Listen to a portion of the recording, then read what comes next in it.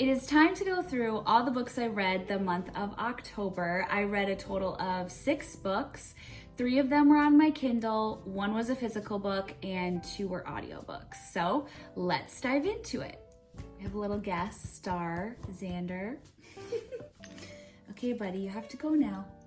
Can you go? The first book that I read was Heat of the Everflame by Penn Cole, and I rated this 5 stars.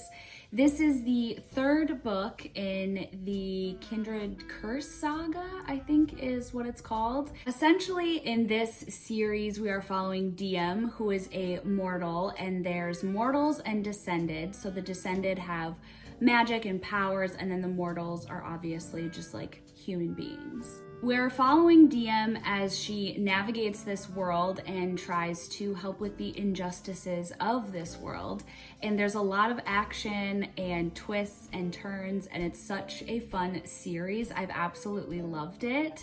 This book specifically, there is a lot of things that are uncovered about the world, about Diem and her history, and it picks up right where we left off in book 2. That is one thing that I've really enjoyed about this series as a whole, is I feel like whenever one of the books ends, it immediately picks back up where you left off in the book prior. Obviously, I can't go into too much detail because it is the 3rd book, but this was a long book. It was like 800 and something pages, almost 900 pages, and I read it on my Kindle, which I think really helped me get through the book.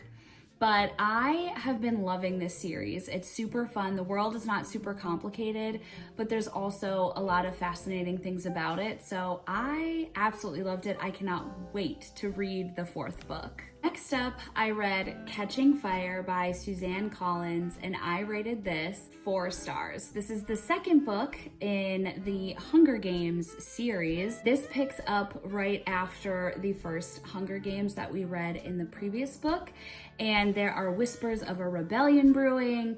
The Capitol is very upset with how the Hunger Games ended. There's a lot of new characters that we're introduced to in this one, and I absolutely loved this book. I really enjoy how I'm pretty sure these books, or I should say the movies, follow these books pretty much to a T, at least from what I can recall.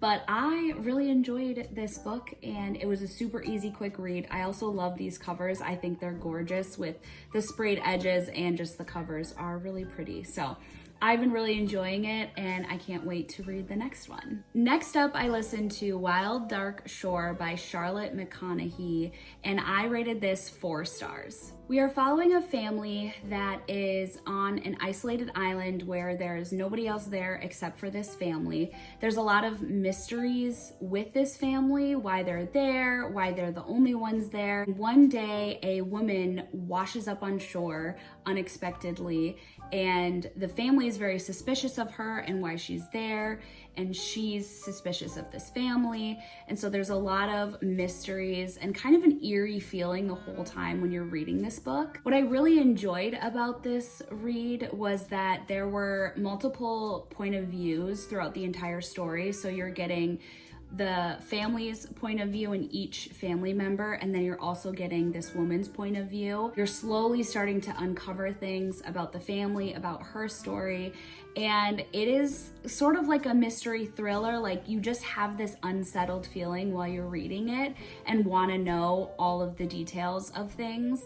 Frankly, I was suspicious of everybody. I felt like a lot of things didn't make sense, and so you're just kind of on the edge of your seat wondering what's going on. Is she the bad guy? Are they the bad guy? You know, just trying to figure it out. And so it was very entertaining, and I really enjoyed it. Another really cool thing about this read was the island itself felt like a character, which I think is so cool for authors to do something like that, where the setting feels like a character. I'm pretty sure this author centered this story around these like plants and trees that were either have been extinct or were going extinct. The setting is based upon a real setting, I'm pretty sure, for a lack of a better phrase.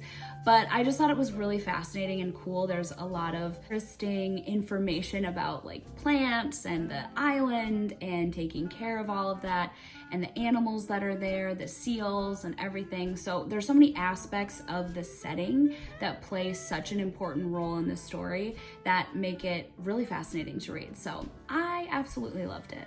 Next up, I read Pride and Prejudice by Jane Austen, and I rated this 3.5 stars. I was very intimidated by this book because it is a classic and it's very beloved. I've actually never read the book. I've never seen the movie, I'm pretty sure. I did not know much at all about this story. So I was very intimidated going into a book that was written so long ago and was very beloved. But I will say, I did really enjoy it. Sometimes the writing style was difficult to understand or keep reading, and so I did pair this with my Kindle and the audiobook, which I think helped. Sometimes if I was listening just to the audiobook, it was really easy to get lost just in the dialogue, but having it with my Kindle also really made it an easier read to go through. In this story, we are following Elizabeth Bennet and her family as she navigates courtship, marriage, and societal expectations of women. Very fascinating to read, just how that time period may have been. And it's obviously difficult to relate to now because we don't necessarily have those exact same societal norms, but it was a really fascinating read, and I loved the banter and just the sassiness of our female main character. We get introduced to Mr. Darcy, who is a broody man, and that was also really fun to read their dynamic and their love story, so I really enjoyed it. Next up, I listened to Our Infinite Fates by Laura Steven, and I rated this 3.5 stars. This was such a fascinating read also. Our two main characters are fated lovers that fall in love with each other in every lifetime, and they also kill each other in every lifetime. So we are following our two characters across decades upon decades upon decades. The concept of this story was really interesting to read about. In the current timeline, our female main character really likes the life that she lives right now. She loves her family, and her sister needs a bone marrow transplant that she needs her to be alive for. Every lifetime that she's in, she ends up getting killed before her 18th birthday or by her 18th birthday. So she's leading up to her 18th birthday, and she basically needs to stay alive to be able to do this bone marrow transplant to help save her sister. You get a mixture of that current timeline and that issue, along with all the other timelines where our two characters meet each other, they fall in love, and then they kill each other. I really enjoyed it. It was a really fascinating read. It was like, why is this happening? The whole time you're kind of like, why are they kind of stuck in this realm where their souls are connected in every lifetime, but they don't know why and they don't know how to break it? I really enjoyed it. I think the one thing I would have loved more is to just dive a little bit deeper into those previous timelines, because I wasn't fully convinced of their love for each other, aside from just that soul connection that sometimes you can't explain. But I wish we could have gotten a little bit more backstory, because a lot of times these previous timelines, you sort of jumped into them when they were meeting each other right before the 18th birthday where they were gonna die. So there wasn't a lot of built up in those previous timelines to fully understand like the connection that they had. But that being said, it was still a very fascinating read, and I really, really enjoyed it. Last but not least, I read The Ex-Hex by Erin Sterling, and I rated this 4.5 stars.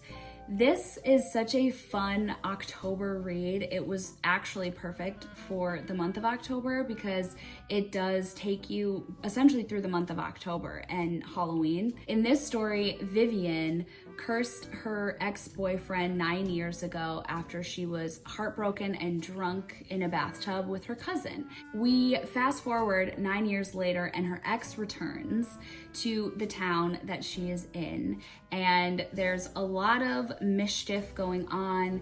There's a really angry ghost, there's crazy possessed wind-up toys, and a cat that talks. So it's very cheesy. There is not a lot of depth to the story at all, but it is a very fun, witchy Halloween read. Basically, when her ex comes back into town and essentially discovers that he's been cursed, they are forced to work together to try to save the town because this curse is turning out to be much bigger than just a silly little drunken curse that she put on her ex.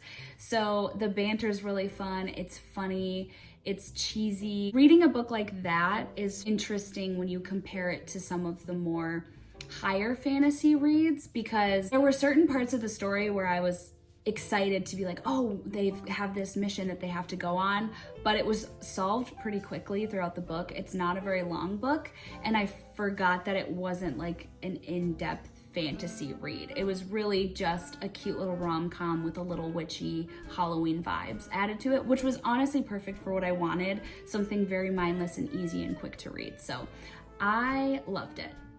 That is all the books I read the month of October. I really enjoyed all of my fall reads this month and the kind of spookier vibes as well. Excited to keep reading in the month of November. I can't believe we're already 2 months from being the end of the year, which is just crazy how fast time goes. So I've been loving the cozy vibes and can't wait to get into more like fall wintry reads. Again, I thought it would be fun to update my book journal together, so let's go and do that.